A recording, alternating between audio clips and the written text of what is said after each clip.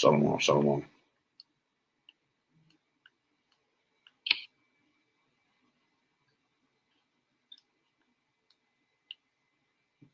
First and foremost, as always, I'd like to start off with honor and glory, and praise and worship too. All right, first and foremost, I'd like to start with honor and glory and praise and worship to our power.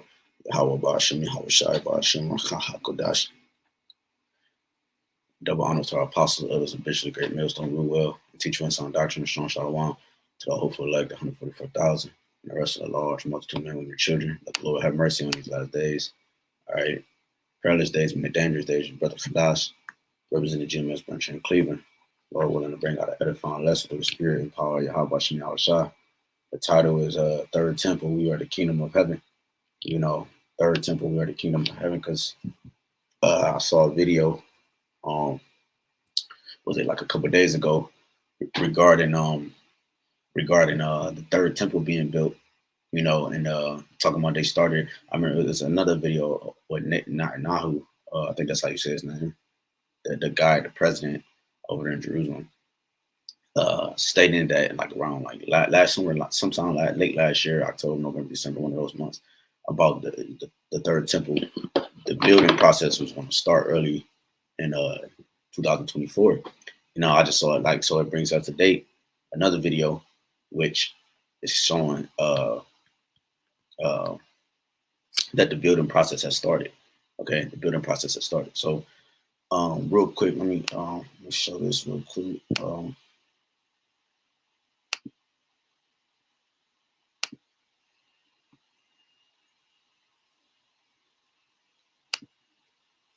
on.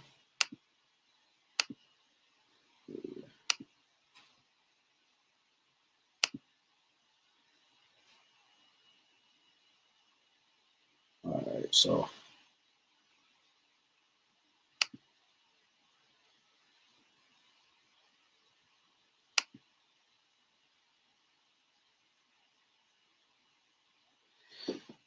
right, so here you see a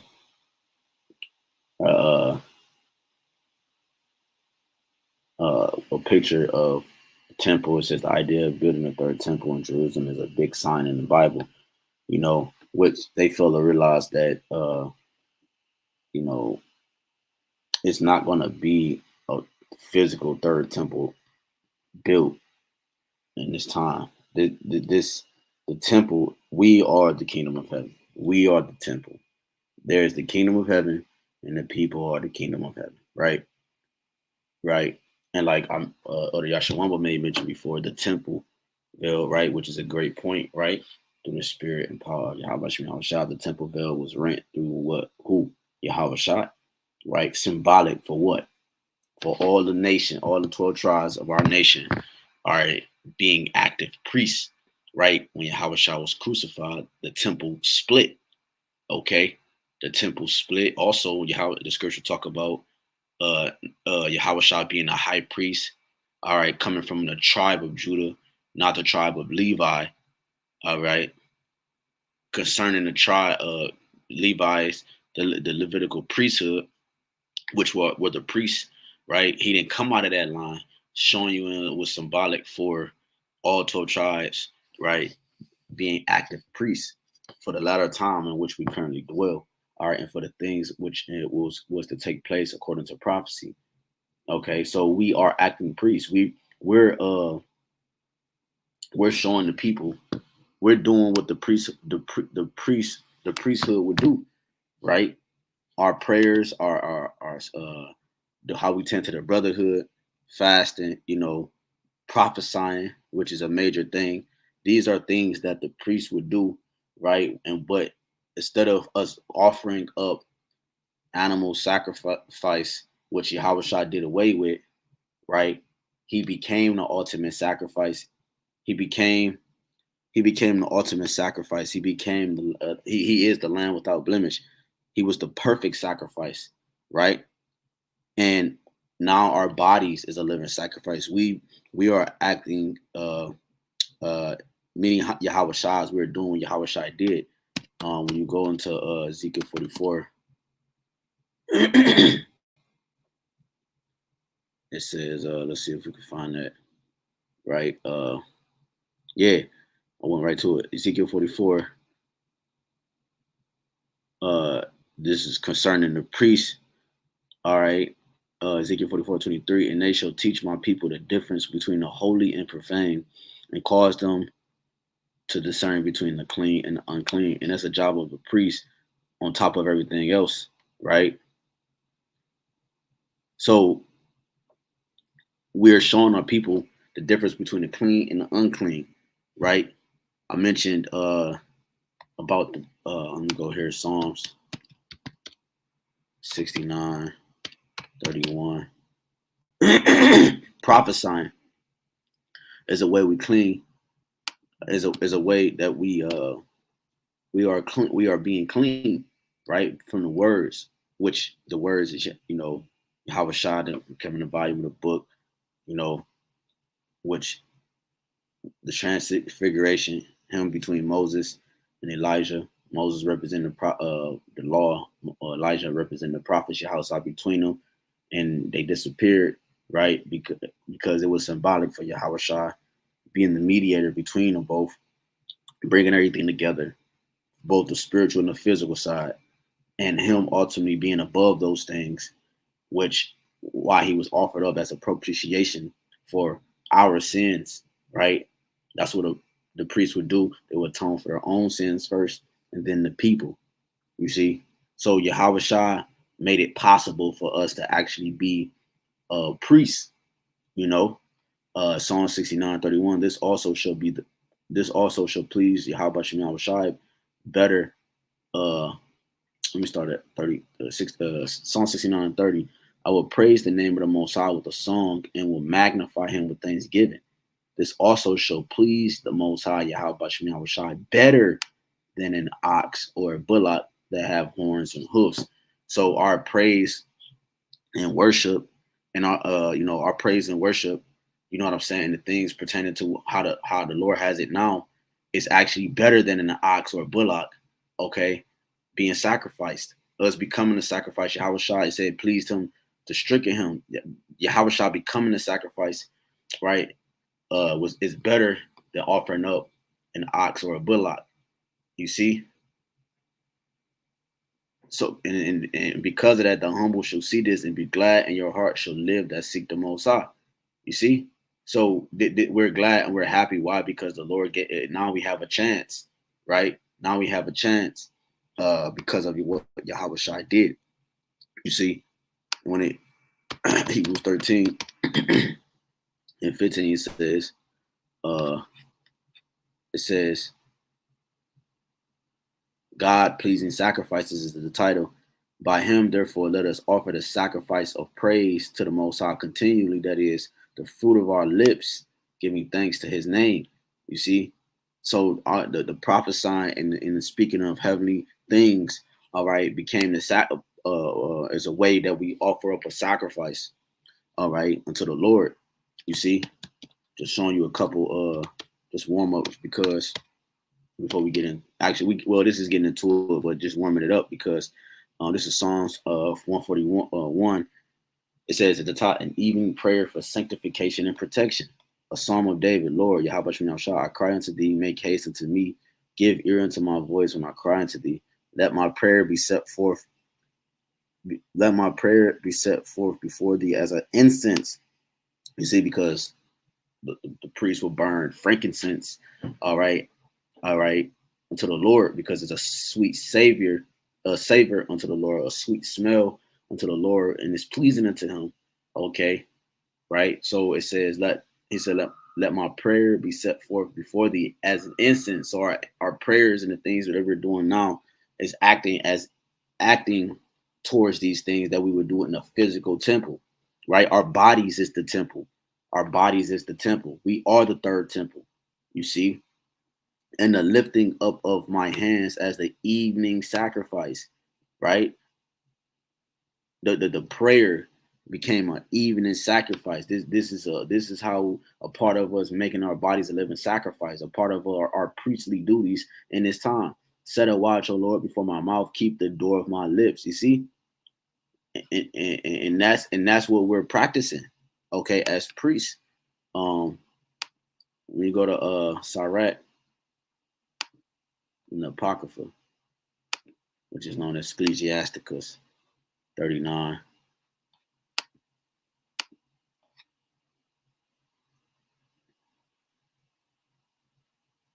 It says,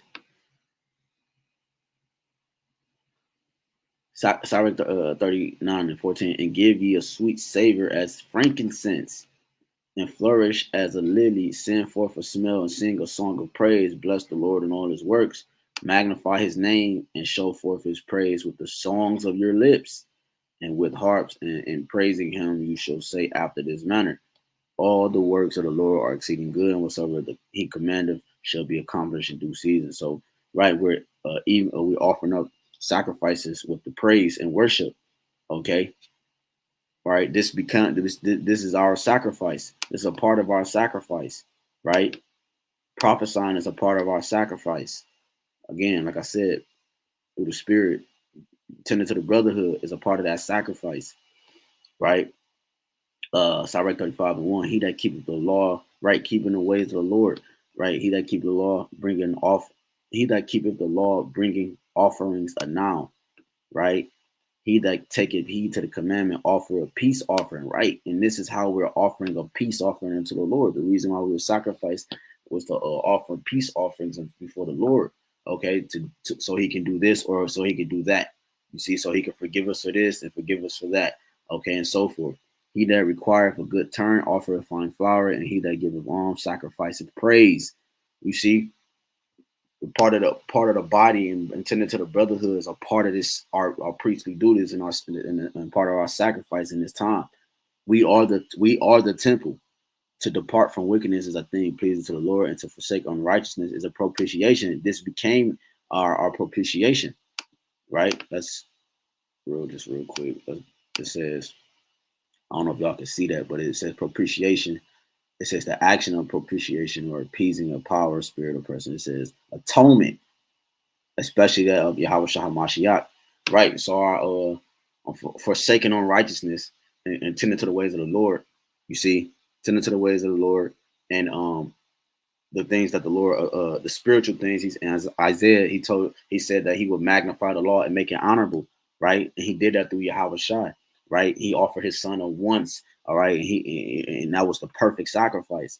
So us following Yahawashi to be perfect, like it says in Matthew 19, like Yahawashi told that young man, he kept the laws and everything, but he still wasn't perfect. So following Yahawashi is how we become perfect, right? This is how we fulfill the priestly duties, all right? It says again, propitiation is an atonement. Okay, all right. So it says, "Thou shalt not appear empty before the Lord, for all these things are to be done because of the commandment. The offering of the righteous maketh the altar fat." And what's our offering? Right, the prophesying, the preaching, right, the teaching, the studying. All right, the giving to the brothers, the alms, right, the video epistles, right. You know, showing our people the clean difference between the clean and the unclean, as we brought out. This is making the altar fat, like we brought out in Psalms. This is better than bullocks or ox. What does it say?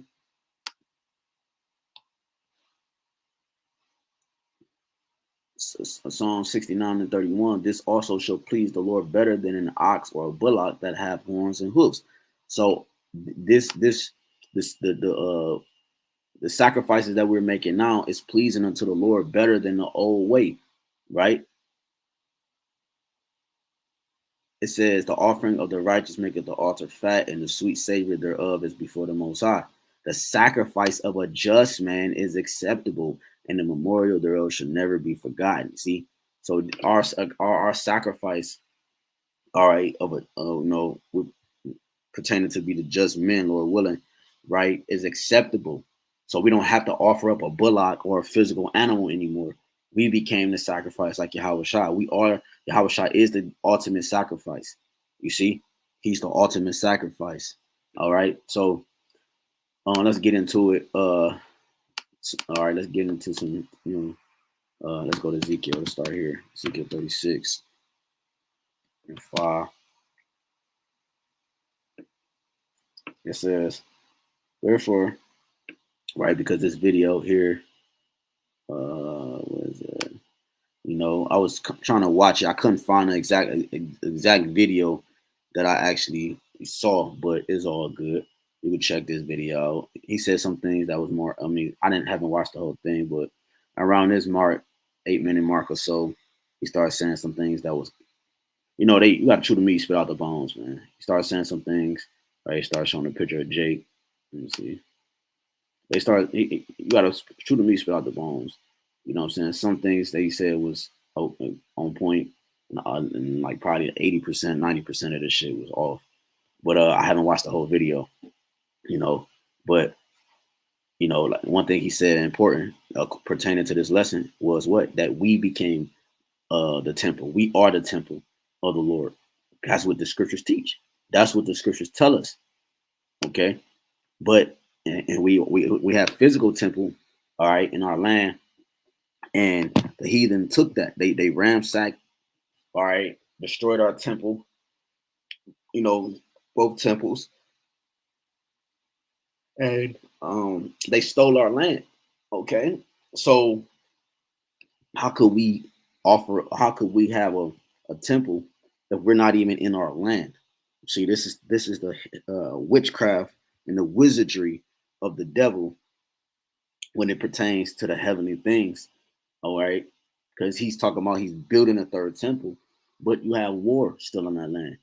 You see, you have war and different things pertaining to uh contrary to the scriptures of when the system of heaven or the government of the heavens, the government of Yahawashi was going to be established on the earth. See, let's read this. Ezekiel 36:5.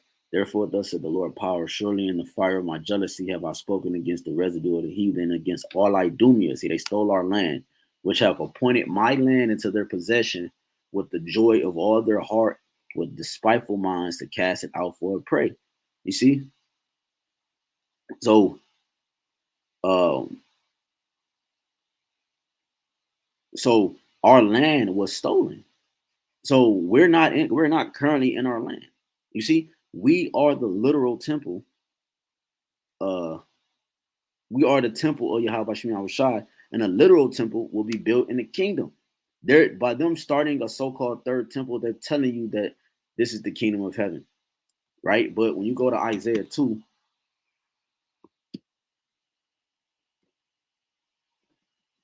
Isaiah 2, it says, it says, the word that Isaiah the son of Amos saw concerning Judah and Israel, and it shall come to pass in the last days that the mountain of the Lord's house shall be established in the top of the mountains. Right, we're in these last days, right?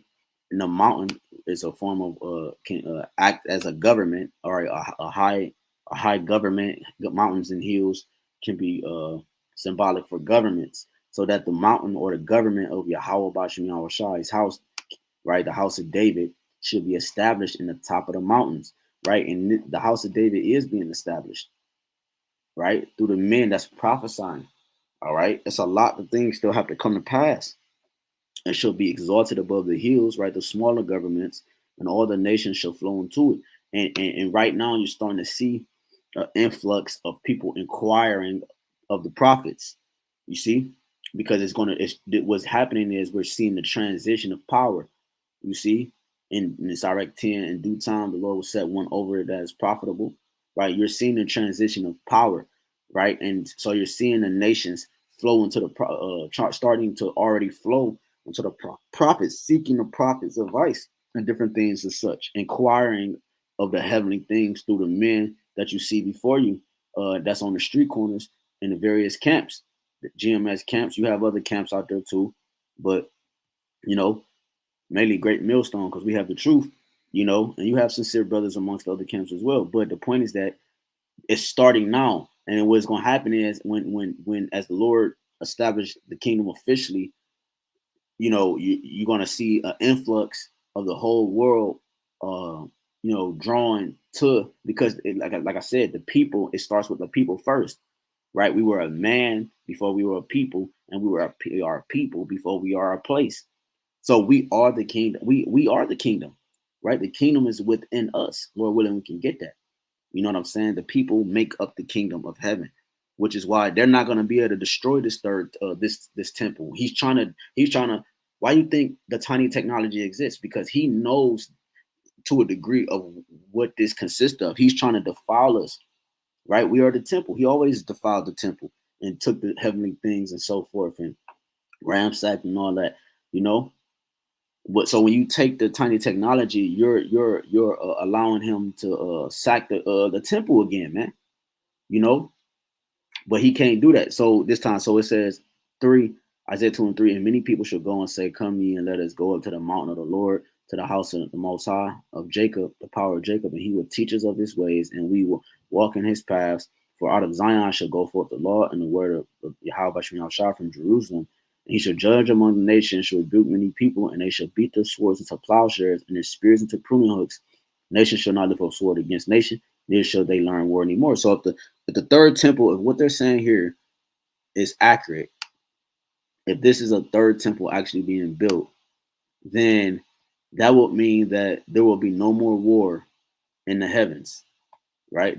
I mean, not the heavens, in the world, there will be no more war.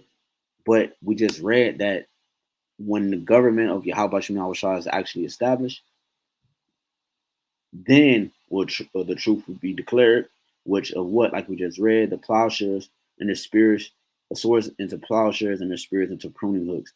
Weaponry for use for war will be turned into weapons of, or turned into instruments of, uh, tended to agriculture, meaning produce and prosperity. All right. Right now, they're turned the other way. Things of agricultural, when it comes to agriculture, meaning crops and fruit and vegetables and things that pertain to life, are actually turned into war right now. So we're currently in a state of war. You see, it says so yeah. So oh, let me get this real quick. What's that? Tobit.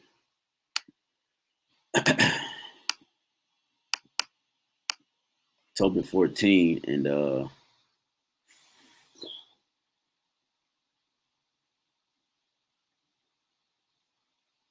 yeah, Tobit 14.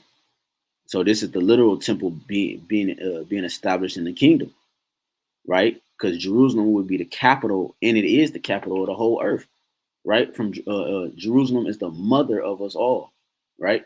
So it's the center of the universe, right? So Tobit 14:4, go into media, my son, for surely I believe those things which Jonas the prophet spake of Nineveh, right? That it shall be overthrown, right? Because Tobit was during the time, during this time, right? He was during this time period, all right, of the ancient Nineveh, right? That it shall be overthrown, that for a time peace shall rather be in media, and that our brethren shall lie scattered in the earth from that good land.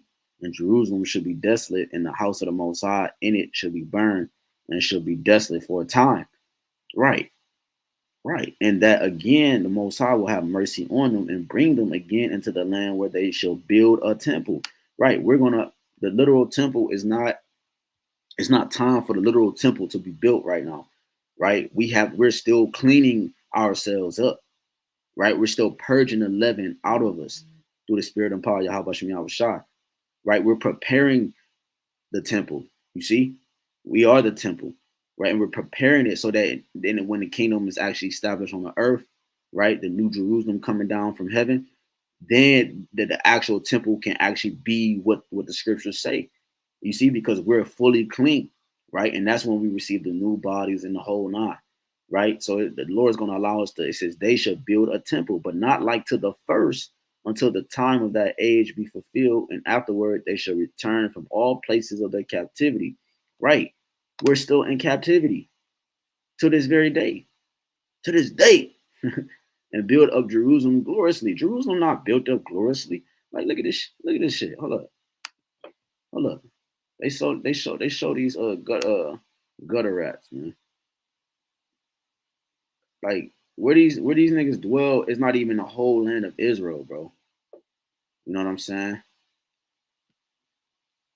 Where they dwell is not even the whole land of Israel. You know, I can't find a clear video. I mean, still of how the land look now, but you get the point. It's chaos. It's war over there right now. Right now there is war. Right now this is not a glorious. You don't see no gold on this building. You know what I'm saying? You don't see. You know, so like, what is this? You know, so it says, and build up Jerusalem gloriously in the house of the Most High. YAHWASHI shall be built in it forever. The Lord is not here. You don't see YAHWASHI. You don't see King David. Where's the other tribes at? Where's the heavenly things? We're in America. Do we go to over there to keep the high holy days and keep the ways of the Lord? No, man. With a glorious building, as the prophets has spoken thereof, and all nations shall turn and fear the Lord Yahweh truly, and shall bury their idols. See, so this is not going on right now, showing you that these people are capping. They are telling you a lie. Okay, they're telling you and feeding you a lie. See, oh, let's see. Hold on. Jonah. Let's see, Jonah 3. And Jonah began to enter into the city a day's journey. And he cried and said, "Yet 40 days, and then it should be overthrown." Right here, right. That's what I was thinking of, because I was showing you the connection between the two. But the literal temple will be after the destruction of this current system. Okay. And which like, again, like I said, New Jerusalem, right? Because when you go to Isaiah, right, 65. And then, Lord willing, I can show you that we actually are the temple. And then we close out Isaiah 65 and 8. Thus said YAHWASHI, as the new wine is found in the cluster, and one said, "Destroy it not. What blessing is in it, so will I do for my servants' sake, that I may not destroy them all. And I will bring forth a seed out of Jacob and out of Judah, and an inheritor of my mountains. And my elect shall inherit it, and my servant shall dwell there." See, this is regarding New Jerusalem, right? Oh, when you go to Isaiah 26, it says, Isaiah 26 and 20, "Come, my people, enter thou into thy chambers, and shut thy doors about thee. Hide thyself, as it were, for a little moment, until the indignation be overpassed." Them chambers, that chamber is symbolic for the chariots, because the chambers, that's what we would do when we would consummate the marriage between a man and a woman. In the ancient world, we would enter into a chamber, which would be likened into a house or some type of abode, where we would consummate the marriage between man and woman. And the chariot is where we actually will officially consummate our marriage between us being a woman and YAHWASHI being the bride. I mean, the bridegroom, and we are the bride. You see, protruding to Jeremiah 6:2. And the chamber is the chariots. That's why 1 Corinthians 15 saying, "In the twinkling in the eye, they should be changed." When before we even get into the chariot, you got people talking about, "When I've been in a UFO and this is what they told me." Man, shut up. Because your body, you can't physically, the body we have now can't enter into that domain. It's too impure, it's too defiled. We're cleaning our spirits up right now, so that our spirits can match the bodies that we will have entering into those chambers, and then officially coming back down, all right, as a complete download. You know, and the indignation that is talking about the destruction, the ICBM missiles. So we're going to be beamed up, right, pursuing the revelations and many other scriptures, all right, into the chariots until the Lord get done purging the earth, the things that is causing the earth to be sick, which is Esau, Edom, and his rulership and his concept of life, man. Okay, the Lord is stirring the pot right now, and we can see that. And when you go to Revelations 21, the new heaven and earth, and I saw a new heaven and a new earth, uh, for the first heaven and the first earth were passed away, talking about the rulership, and there was no more sea. And I saw John saw, and I John saw the holy city, New Jerusalem, coming down from the Most High out of heaven, prepared as a bride adorned for her husband. And that's what the chamber is. We officially consummate the marriage, right? Right. We're doing it now in spirit, but when we enter that the chariots, it's going to be official. And this is coming back down, and it says, right, the people coming back down. And I heard a great voice out of heaven saying, behold, the tabernacle, right, the house. This is the temple. The house, right? The people make up the temple. Yahawashi talked about he talks about let's see, he talk about um in Revelations. Let me get that real quick. In Revelations 3,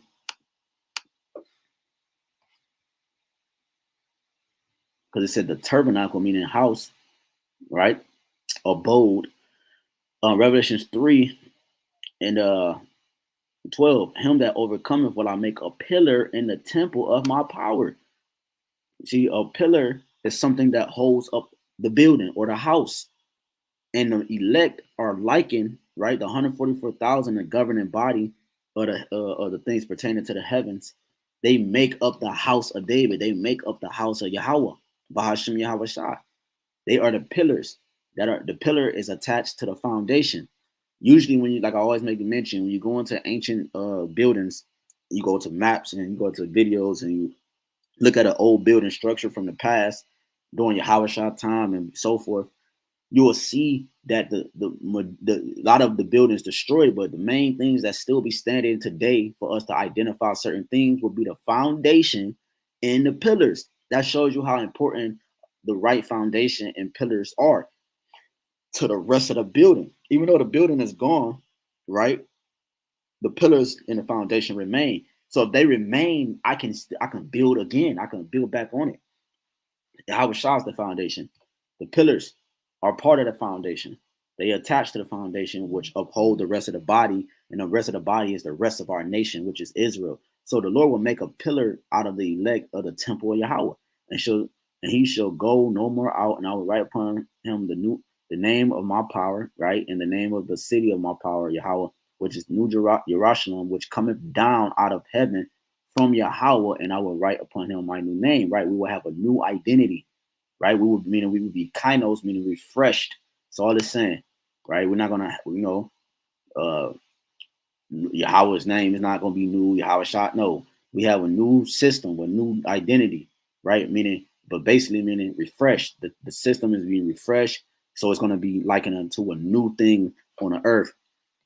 So Revelation 21:3, and I heard a great voice out of heaven saying, behold, the tabernacle, the house of my power is with men, right? The elect, and he will dwell with them, and they shall be his people, and the Most High himself shall be with them and be their power. And the Most High Yahweh shall wipe away all tears from their eyes, and there shall be no more death. Right. See, these niggas still dying, man. So how can the third temple be built? Neither sorrow nor crying, because the third temple is symbolic for the ultimate praise and worship for Yahweh and Yahawashi, where the earth is starting to get back on its right course. And the people worship the Lord and they come to that place and they give reverence to the Lord and so forth. That's not happening. There's war, there's people dying, there's accusations, there's this, there's that. Yahawashi, you don't see him. You don't see King David. You don't see the angels. You don't see the heavenly things, the chariots. You don't see gold. You see death, pollution, stink, and smells, man. Neither sorrow nor crying, neither shall there be any more pain. There's pain all over the world, for the former things are passed away. Okay. And he that sat upon the throne said, behold, I make all things new, meaning refreshed. And he said unto me, write, for these words are true and faithful. See, this is what we're getting ready to witness, the third temple in truth and sincerity, man. Okay. When you jump down to 21, it says what? And the 12 gates were 12 pearls. And the 12 gates were 12 pearls. Right, the pillars. Every several gate was of one pearl, and the street of the city was pure gold. as it were transparent glass. You don't see this in Jerusalem. You see sand and dirt in old buildings and corruption. All right, death, murder, you know. And I saw no temple therein, for the Lord Yahawah Almighty and the Lamb are the temple of it. You see? So this is what this is what we're preparing for. Okay, not what you see here. Not what this is. This is some bullshit. All right. Excuse my Swahili. Let me get a preset real quick. Let me go to Philippians 3. It says, I'm gonna jump down to the point. Philippians 3.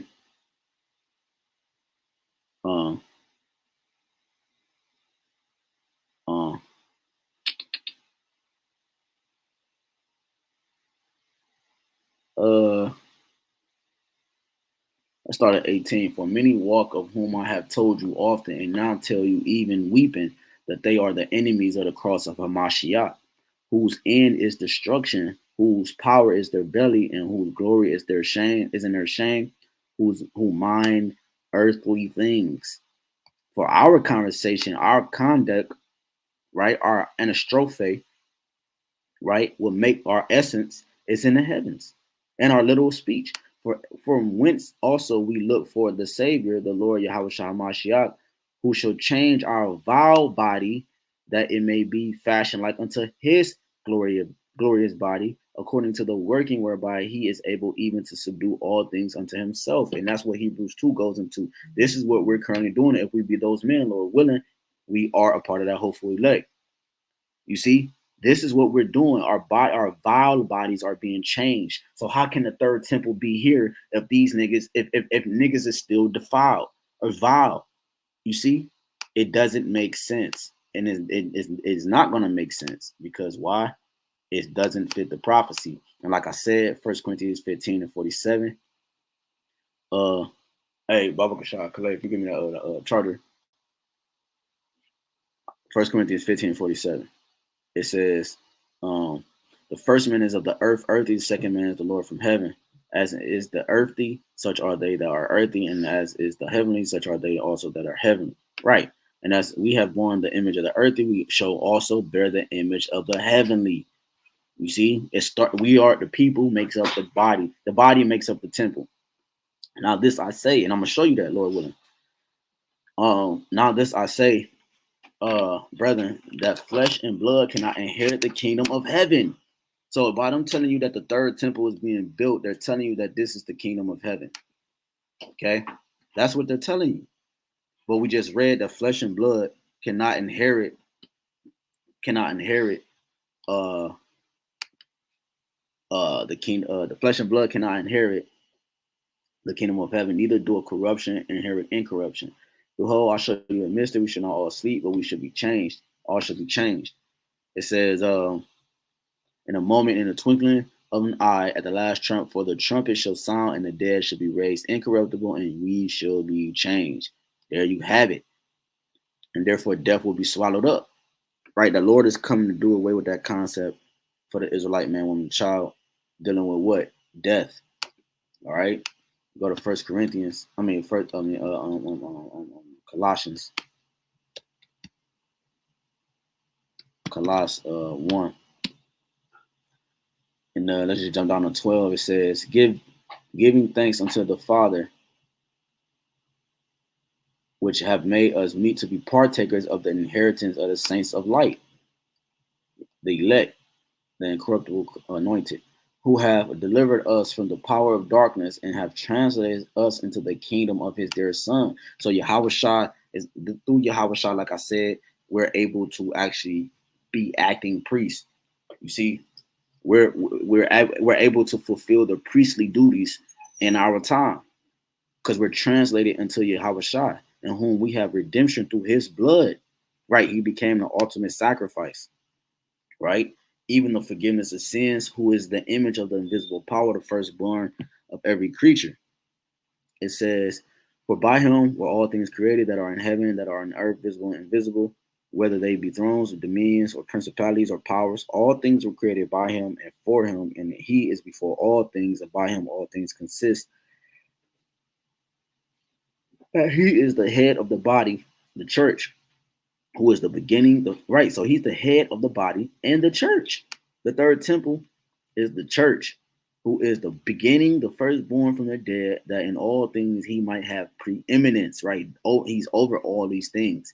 For it pleased the Father that in him should all fullness dwell, and having made peace through the blood of his cross, right? That's how the peace offering was made. Remember, the animals that would be sacrificed, the ox and the bullocks, were for peace offerings between us and the Lord. But Yahawashi became the ultimate peace offering. He's called the what? The peace of. He's called the King of Righteousness, or the Prince of the Prince of Peace, right? Having made peace through the blood of his cross, and by him to reconcile all things unto himself. By him, I say, whether they be things in earth or things in heaven. So there you have it. So when you go into Moses, right? Who was Moses? King David, right? Moses was King David, right? If you can receive it. And when it comes to the priesthood, right? Let's just go to because what happened? Moses received he received Exodus 25. Let me see. He received the pattern from the heavens. Okay, he received the pattern. All right, from the heavens. Exodus 25, and let's start at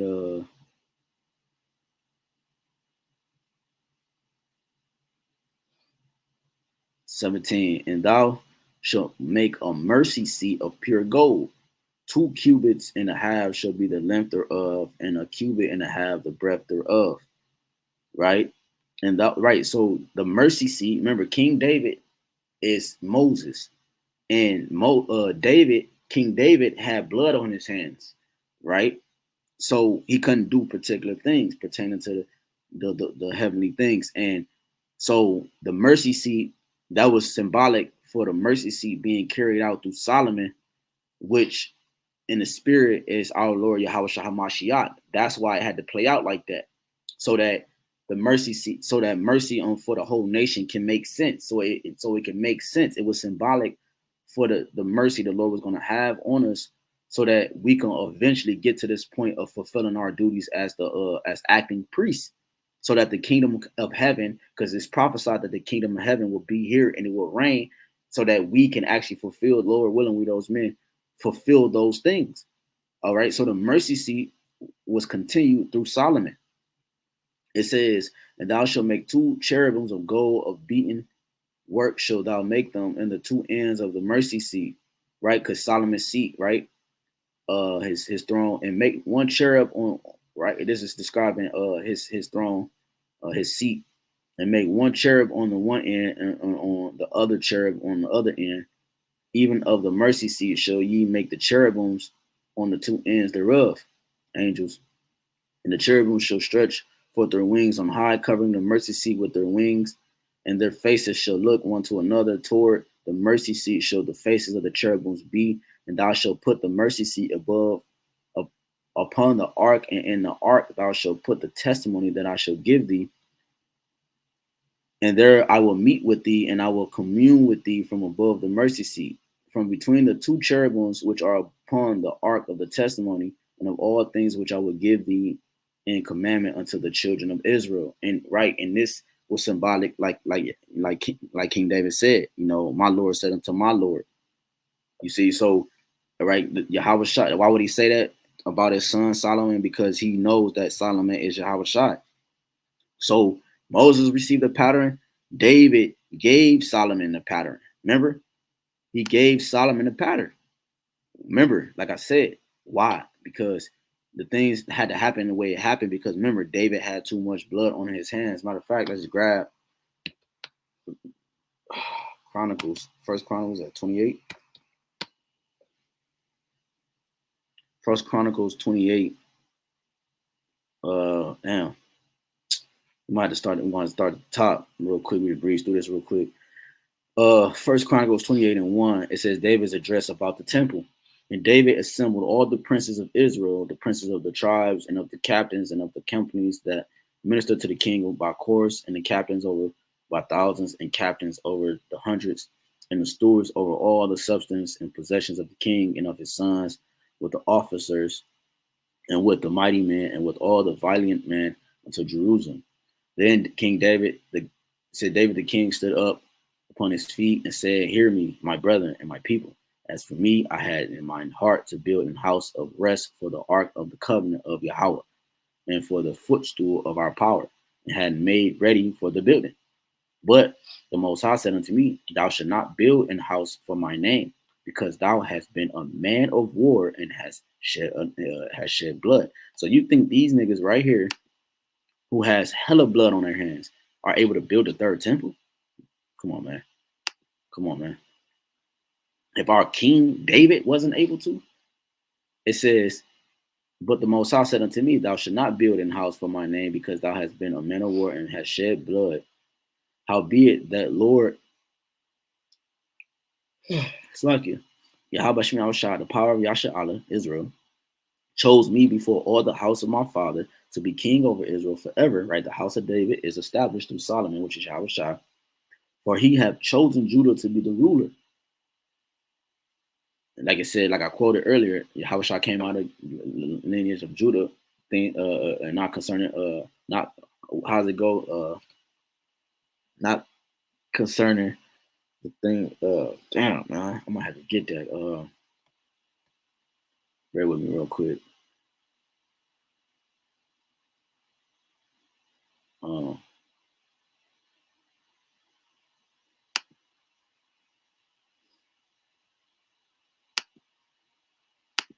uh,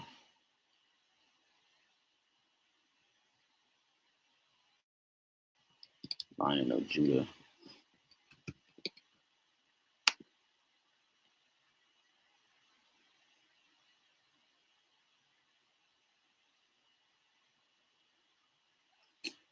Let's see, Hebrews.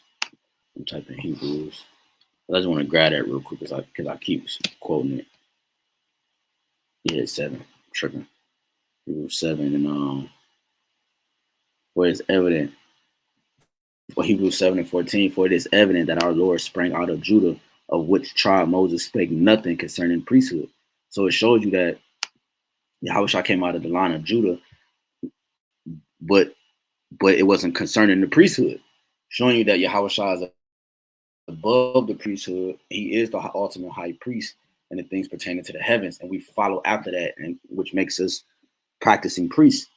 All right. So he said,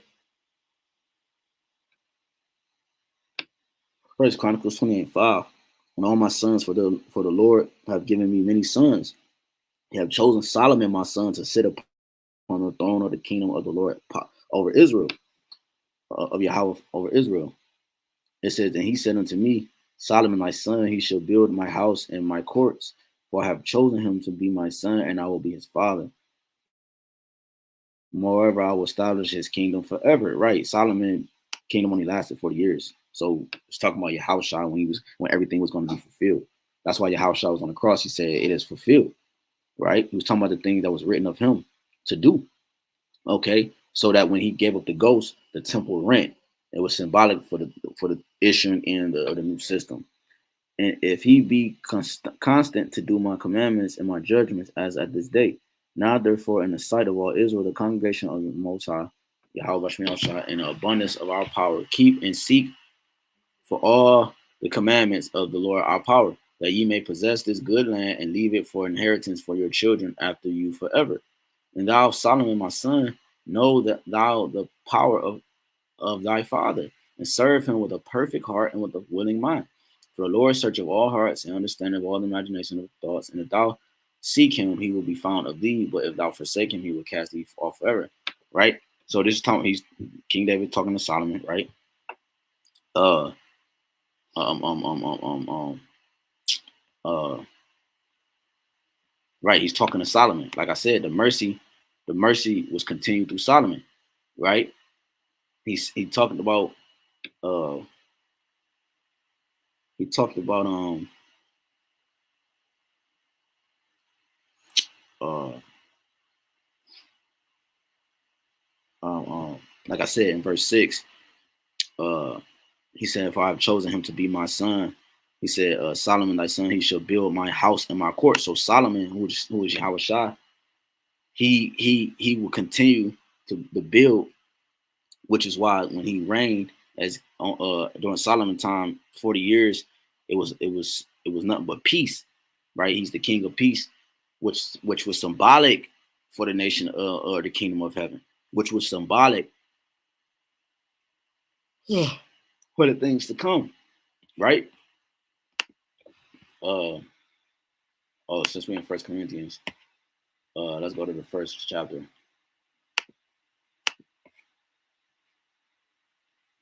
In the 30th verse, it says, "But of him are ye in Hamashiach Yahushua, who the Most High is made unto us wisdom and righteousness and sanctification and redemption." See, Yahushua was made unto us these things, right? Another one. Oh, you got to let's go. Proverbs 9. It says, Proverbs 9:1, wisdom hath builded her house. She have hewn out her 7 pillars.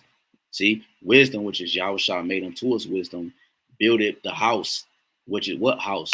King David. He said, Solomon thy son, he shall build my house and my courts. So wisdom pertaining to Yahushua, all right, that's how the third temple is being built through the spirit. The wisdom is the spirit that we have now. And this is how we're building, all right. Talk about the lively stones. We're building, all right, the house right now through the preaching and the prophesying. Okay. It says, First Chronicles 28:10, take heed now, for the Lord have chosen thee to build an house for the sanctuary, be strong and do it. Then David gave to Solomon his son the pattern of the porch. Why? Because David is Moses. Moses received the pattern. He knew what the pattern consists of, and he gave it to Solomon, which is Yahushua, of the porch and of the house thereof, and of the treasuries thereof, and of the upper chambers thereof, and of the inner parlors thereof, and of the place of the mercy seat. That's how we receive mercy as a nation, through Yahawah's sacrifice. He carried out the mercy. What mercy? That the Lord had on King David. It's called the sure mercies of David, right? The sure mercies of David, which consist of mercy because he committed sins that was worthy of death, as we all of the nation of Israel, we committed spiritual fornication, spiritual adultery, right? Physically and spiritually. And the Lord's mercy continues on us through Yahawashi, okay? Because it was symbolic for the mercy the Lord was going to have or did have on David, King David, which is the mercy seat, and a pattern of all that he had by the spirit of the courts of the house of Yahweh, and of all the chambers round about, of the treasuries of the house of the Most High, and of the treasuries of the dedicated things, also for the courses of the priests, you see, and also for the courses of the priests and the Levites, and for all the work of the service of the house of the Most High, and for all the vessels of service in the house of the Lord. You see, so this was what Solomon carried out, all right, because King David couldn't, because he had too much blood on his sins. So what? Meaning what? Solomon kept what? He kept the kingdom, all right, and he forwarded the kingdom, right? He forwarded the temple, right? And Yahweh showed mercy through Solomon, which he showed mercy on the whole nation of Israel. Okay, and this is how we are able to be practicing priests, all right, until this day. Psalms 118. I think, let me see. Let me jump down. Let me jump down to the point. This thing will load, right? Come on, It's Psalms 118 and 3. Let the house of Aaron now say that his mercy endure forever. Right, I'm starting 1. Oh, give thanks unto the Lord, for he is good, because his mercy endure forever. Let Israel now say that his mercy endure forever. Let the house of Aaron now say that his mercy endure forever. Right. Aaron was of the tribe of Levi, which were contained into the priesthood. Right. And his mercy endure forever. So the Lord had to set it up where his mercy would be true. Okay. He said it endure forever. So therefore, you know, like he said, I changed not, therefore you sons of Jacob were not consumed. So jumping down to 21, I would praise thee, for thou hast heard me and art become my salvation. The stone which the builders refused has become the headstone of the corner. That's Yahawashi. He became what? The headstone of the corner. So through Yahawashi is the start, the build of the third temple. These niggas talking about they're physically building it. You know, Yahawashi is not present amongst these goofies. You know, he's not present. You know, we know what the scriptures say in Acts 17 and 24. It says, the Most High that made the world and all things therein, seeing that he is the Lord of heaven and earth, dwelleth not in temples made with hands. Neither is worship with man's hands, as though he needed anything, seeing he giveth to all life and breath and all things. So the Lord is not amongst these temples. Okay? He's not amongst that temple. You know? He's building his temple, not you. And he's building it with his men. We read in Revelation 21 that his tabernacle is with men, the prophets. They're building the temple by the means of preaching. The testimony, which is the testimony of Yahweh Mashiach, is the spirit of prophecy. So we're giving a testament or a witness unto the crimes that was committed on the earth, and we're giving a testament to pertaining to the heavenly things, the light, which, like you read in St. John 1, we bear witness to that light. The elect is bear witness of Yahweh Shai. They was amongst Yahweh Shai. You see, the first fruit, and they're continuing. They had to be here so that they could continue in Yahweh Shai's shoes, man, to build up the temple, because it starts with the foundation and then the pillars. Acts 7:48. It says, let's start at 46. Who found favor before the Most High and desired to find a tabernacle for the power of Jacob house? But Solomon built him an house. Howbeit the Most High dwelleth not in temples made with hands, as said the prophets. You see, heaven is my throne, the earth is my footstool. And what house shall you build me? Said the Lord. Or what is the place of my rest? See, so Solomon built him an house. You see, why? Pertaining to Yahweh Shai. But you got to remember, when Solomon built the temple, right? But Solomon's temple was what? Ramsacked. It was sieged in 70 AD, right? Why? Because it was symbolic for what the Lord was going to do with the people, like I said earlier. You know, like it says in Hebrews 10 and 1.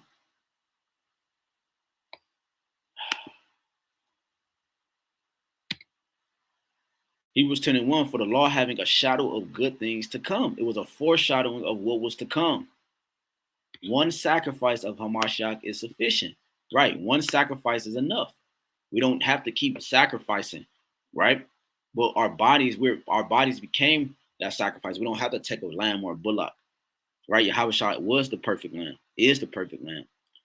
For the law, Hebrews 10 and 1, and for the law having a shadow of good things to come, and not the very image of the things, can never with those sacrifices which they offer year by year continually make the comers thereunto perfect. The only way this would happen, and it was able to happen, was by Yahweh Shah Mashiach, right?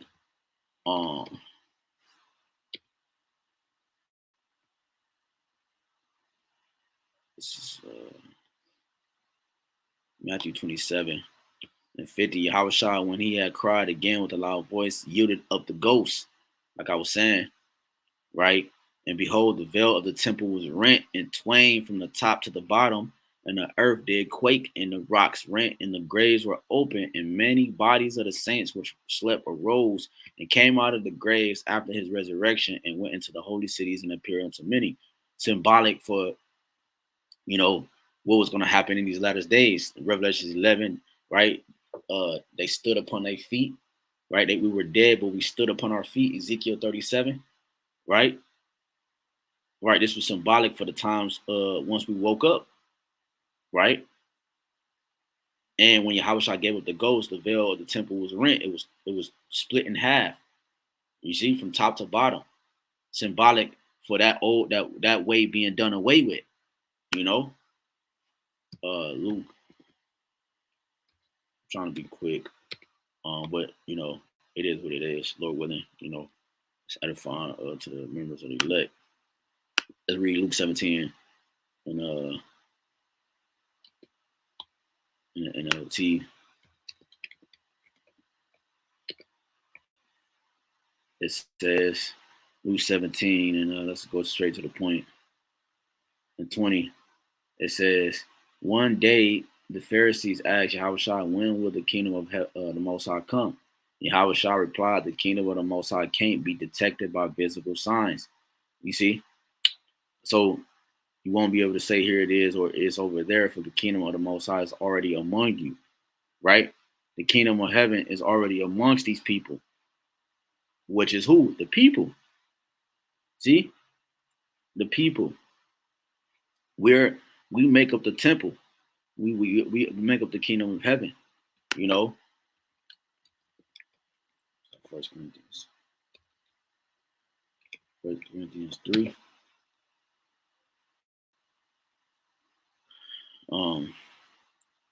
Let's start at 7. It says, 1 Corinthians 3:7. It's not important who does the planting or who does the watering. What's important is that the Most High. Let's go back to the KJV.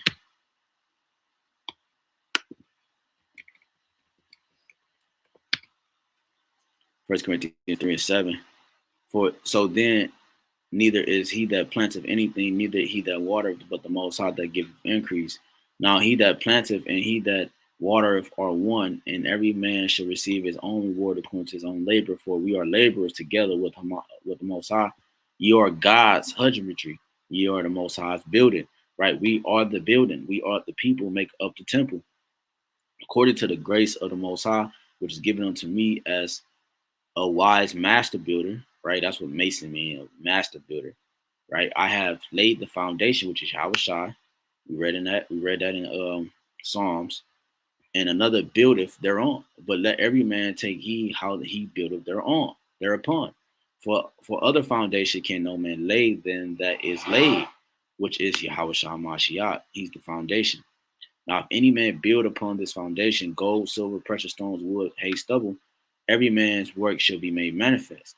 For the day shall declare it, because it shall be revealed by fire. And the fire shall try every man's work of what sort it is. And this is what we're going through now. We're being purged so that we could be proven to be a pillar that's attached to the foundation of the building or the house of David, the temple of Yahawah. If any man's work abide which he have built thereupon, he shall receive a reward. If any man's work shall be burned, right, he shall suffer loss, but he himself shall be saved, yet so as by fire. Rekatha, right? So continue, it says, so 16, know ye not that ye are the temple of the Most High, and that the Spirit of the Most High dwelleth in you? If any man defile the temple of the Most High, him shall the Most High destroy. For the temple of Yahweh is holy, which temple ye are. So we are the temple. We are the people, right? I read Revelations 3. Oh, matter of fact, let me go back. Let me jump down. I read 11. Let me go to 20. You see, like we just came. We're in the Passover. We're in the Feast of Unleavened Bread, and our Yahawashi, let me just read it. Revelation 3:20. Behold, I stand at the door and knock, which is our minds. If any man hear my voice and open the door, I will come into him and will sup with him, and he with me. And right, our minds are also likened into a chamber. right? And Yahawashi, you know, it's not so, and he's asking to enter into that chamber, all right, to be intimate with us, you know, to be intimate with us, and that's he's able to do that by the way of wisdom. There's Exodus 9:6. It says, "And ye shall be unto me a kingdom of priests, and in the holy nation. These are the words which thou shalt speak unto the children of Israel." See, so we are likened unto a kingdom of priests. We're likened to the kingdom, a kingdom of priests. The Levitical priesthood was a shadow of things to come. You see, for the whole nation of Israel.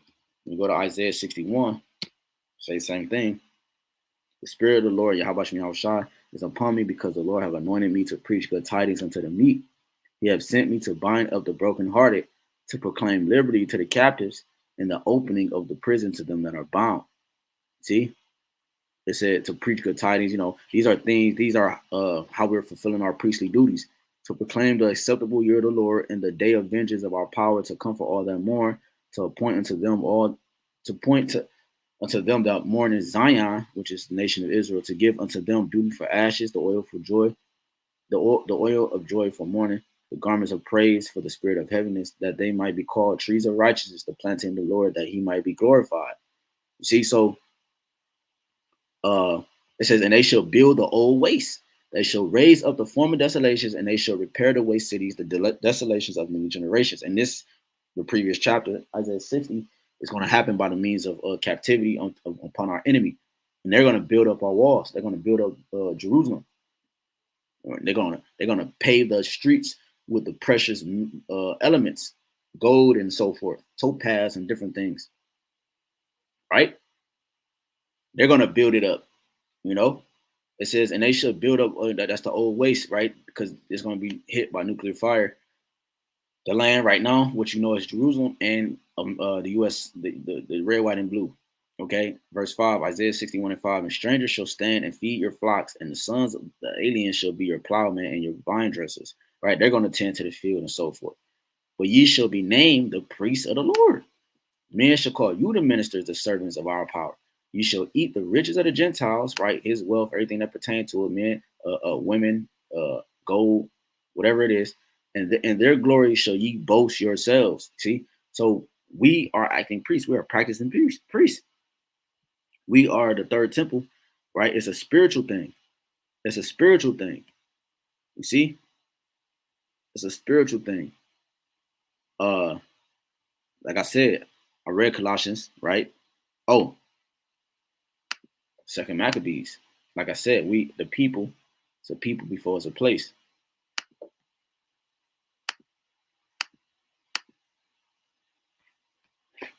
Second Maccabees 5:19. Nevertheless, the Most High did not choose the people for the place's sake. Nevertheless, the Most High did not choose the people for the place's sake, but the place for the people's sake. You see, He chose the place for the people's sake. The people, was that Ezekiel 5?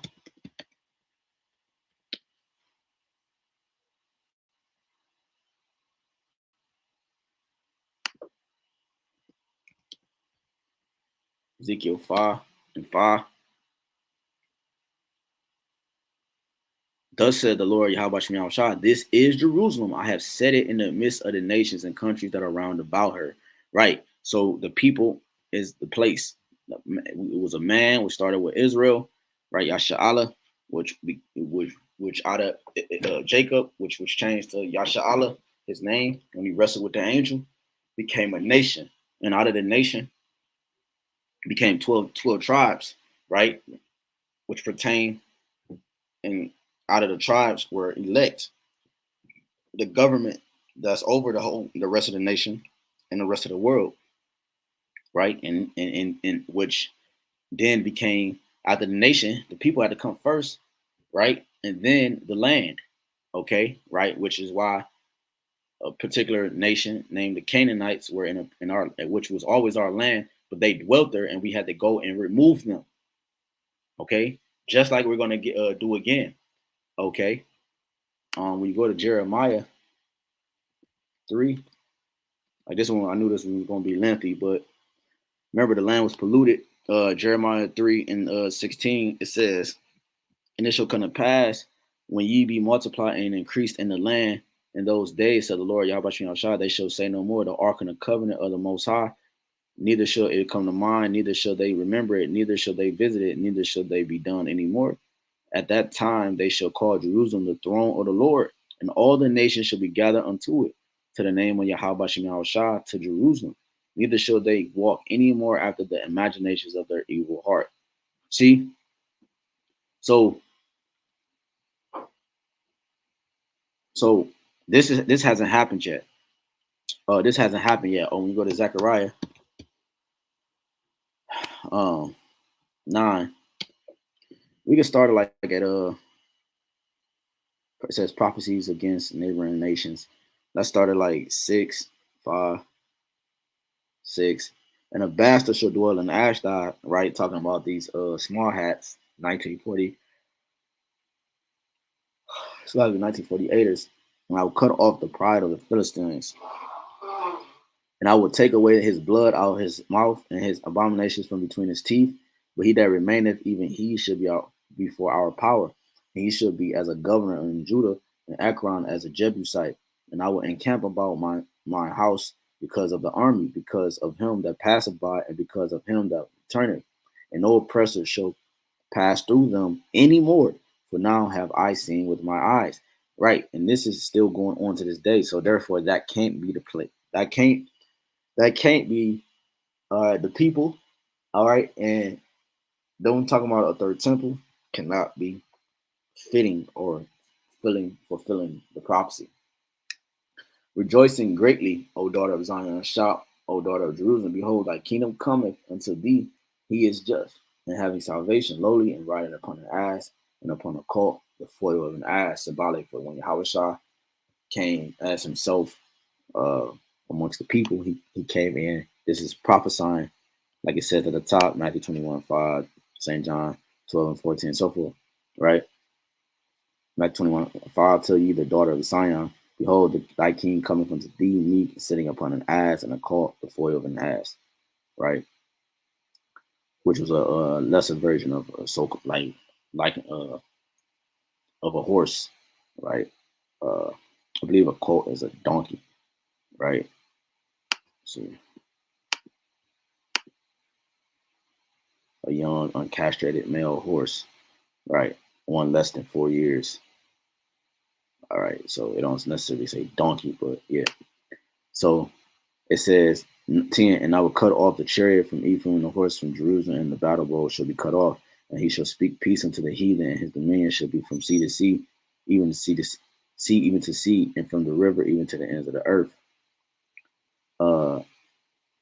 Deliverance of Judah and Ephraim. It says, as for thee also, by the blood of thy covenant, I have sent forth thy prisoners out of the pit wherein is no water. Turn you to the stronghold, you prisoners of hope. Right, captivity, right? The place of where the drawn water, right? Going into captivity, which is America, right? No life, it's death here. You know, turn you to the stronghold, you prisoners of hope, which is the elect. Even to the today, I declare that I will render double unto thee when I have bent Judah for me, fill the bow with Ephraim, and raised up thy sons, O Zion, against thy sons, O Greece, right?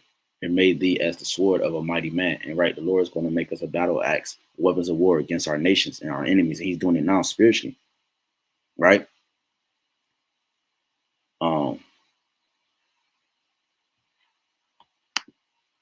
Let's see, First Peter, I think.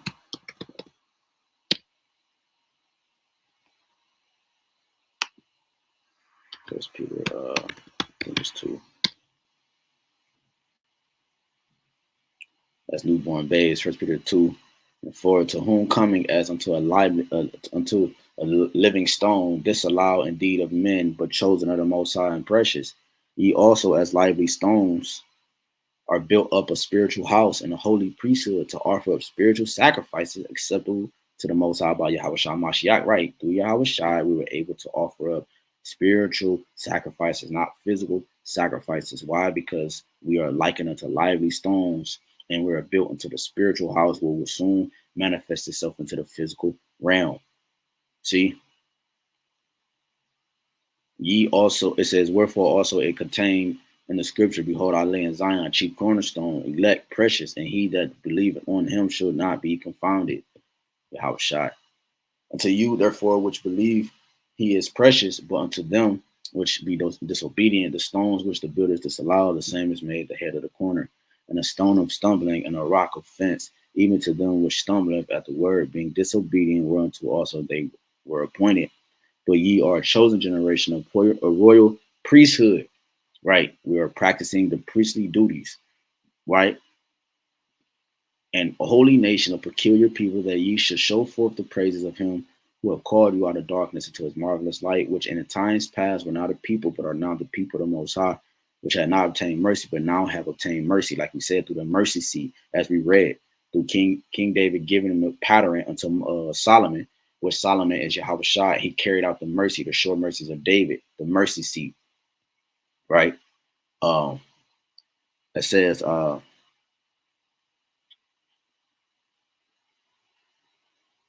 10, which in times past were not a people, but now the people of the Most High. Right, I read that. Right, so we obtain mercy through Yahawashi, which is Solomon. Right, the sure mercies of David, it was likened to our condition as a people. Romans 12, and this is how we also fulfill our priestly duties. Okay, Romans 12 and 1. I beseech you, therefore, brethren, by the mercies of the Most High, that ye present your bodies a living sacrifice. Right, the temples. We are the temples. And we, like I said, I mentioned earlier in the lesson about the things pertaining to our sacrifices and how they pertain to it in the various precepts. Holy, acceptable unto the Most High, which is your reasonable service, and be not conformed to this world, but be ye transformed by the renewing of your mind, that ye may prove what is the good and acceptable and perfect will of the Most High. So this is how we are, one of the many ways, as the Spirit mentioned, all right, of us fulfilling our priestly duties, all right, prophesying, teaching, and so forth. All right. And ultimately, repentance as well, because that's the sacrifice too. That's a part of that sacrifice. Repentance and obedience, right? When you go to 1 Samuel, obedience, 1 Samuel 15, obedience is better than sacrifice. Our obedience, like we've been going into the Passover, Yahawashi was obedient. He said, it is finished, right? His will, the Lord's will was fulfilled when Yahawashi said that he is finished. He gave up the spirit, then the temple was ran, all that, as we read, right? That obedience was better than sacrifice. You see, obedience is better than sacrifice, which becomes our sacrifice. And like we read in Revelations 3, but real quick, let me go back. Revelations 3 and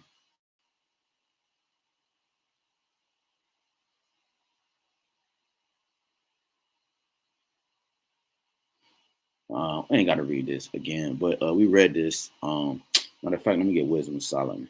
Let me get a couple when we close out. Wisdom of Solomon 6. Let's go straight to the point. I think it's in 20.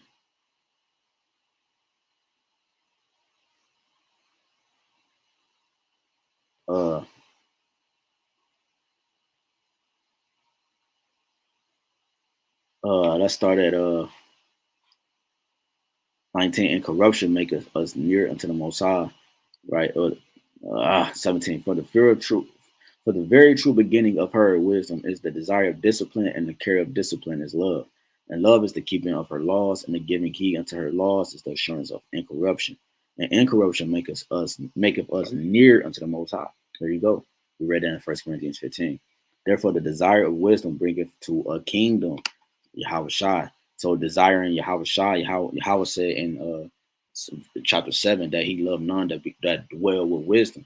Right? You only can we get these things by pertaining to the Son, which is Yahawashi.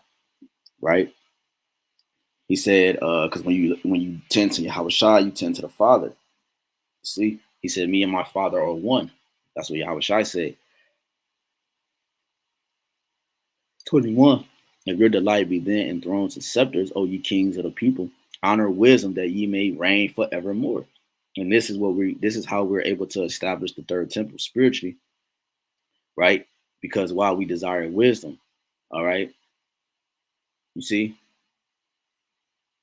wisdom is what we desire, and it's actually, they say where the word of a king is, there is power. So by the truth and the wisdom, this is how we are building a house. This is how we are establishing the throne of Yahweh Yahawashi on the earth. Jumping down 24, but the multitude of the wise is the wherefore of the world, and a wise king is the upholding of the people.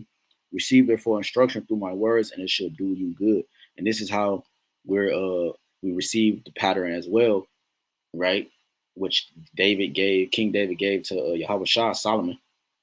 We received the pattern, and now we're able to learn how to build. Because remember, Yahawashi is the only one that received the pattern, Solomon.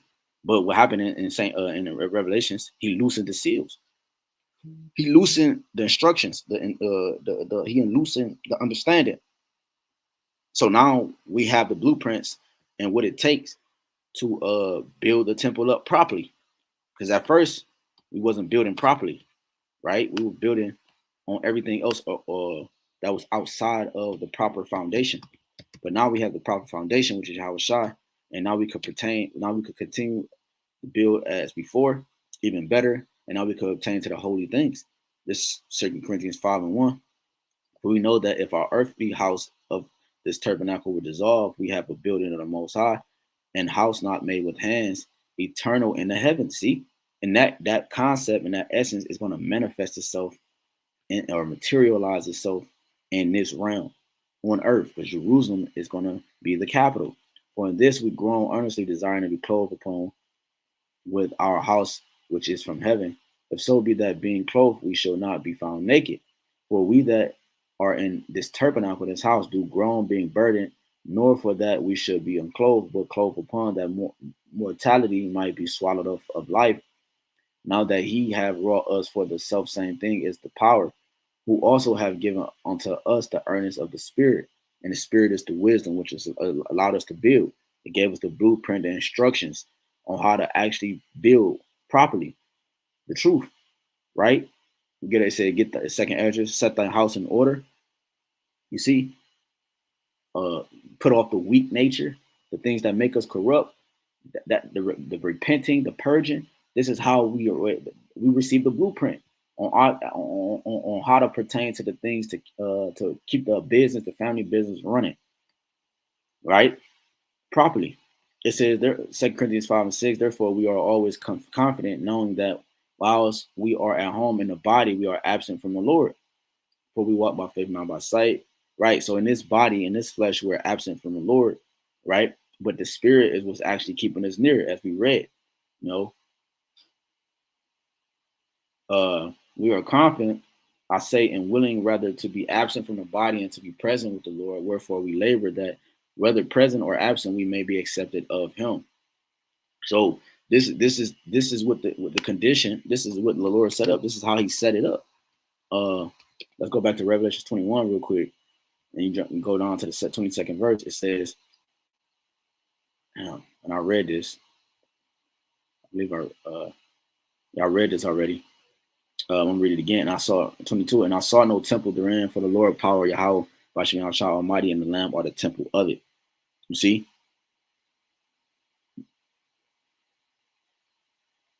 And we so these are the things that pertain to the heavens. Oh, come on now.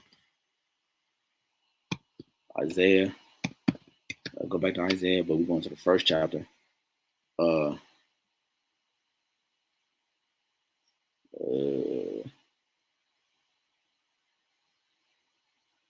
no, matter of fact, that's not what I want. Let me go to Luke. Oh damn, hold up. Matthew 11. Matthew 11 and 11. Verily I say unto you, among them that are born of woman, there have not risen a greater than John the Baptist, notwithstanding he that is least in the kingdom of heaven is greater than he. You see, uh, so we the people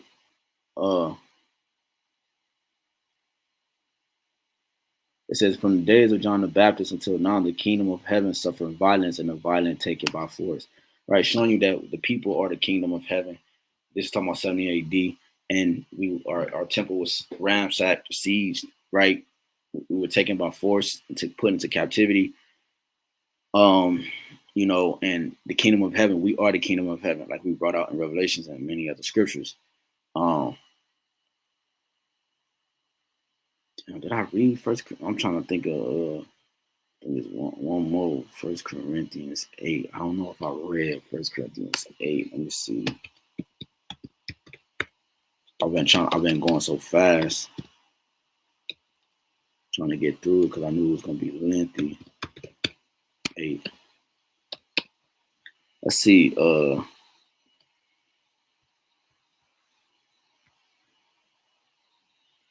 It's First Corinthians.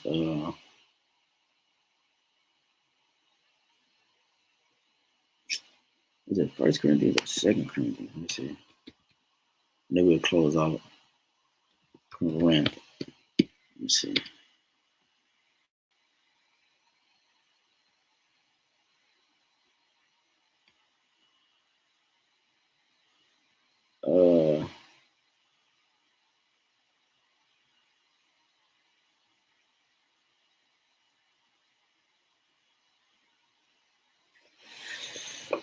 Damn, man. What was I thinking of, man? I can't.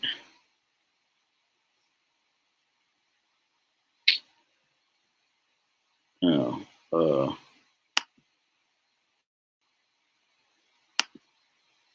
Can't remember what I was thinking of. This is let's read this. 2 Corinthians 6:16. It says, "And what agreement would have the temple of the Most High with idols? For ye are the temple of the living power. As the Most High, YAHAWASHI have said, I will dwell in them and walk in them, and I will be their power, and they shall be my people. Wherefore come out from among them and be ye separate to the Lord, and touch not the unclean thing, and I will receive you, and I will be a father unto you, and ye shall be my sons and daughters to the Lord Almighty." Right, Him in us is His Spirit in us, right, which is ultimately going to be the full download, as it said, as we read in 1 Corinthians 15. So that's pretty much it. Lord willing is edifying. You see this, you can go watch this video. You see the title, where it's at, and many other videos. This came out 3 weeks ago, but I can't find the one. It's somewhere. I forgot where I misplaced it, or the one I just saw last week or so. But you go watch this. I only watched about 10 minutes, I think. Yeah, I only watched about 10 minutes of it. I stopped right here. You see they got Jake on there. So Lord willing is edifying. So remember the Lord's elect. All right, I like to give all honor and glory, infinite praise and worship again to our power, Yahawah, BAHASHAM, YAHAWASHI, BAHASHAM, HAQADASH, and double honors again to our apostles, elders, and bishops of Great Millstone, who will teach you in sound doctrine. And strong shalom to the hopeful elect. And the rest of the Lord's multitude of men, women, and children. Let the Lord have mercy on these last days. All right, till next time, shalom.